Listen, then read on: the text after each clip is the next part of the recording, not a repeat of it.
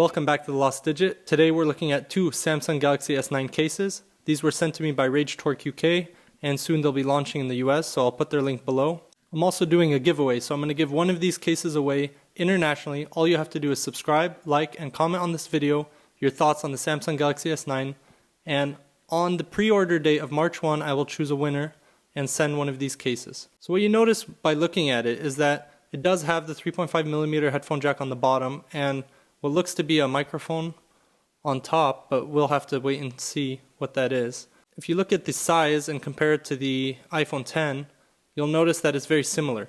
So it's going to have probably similar screen real estate with just minimal borders on the top and bottom. When you look at the side profile, these phones are probably comparable, and we'll have to wait and see exactly how thick it is when it is announced.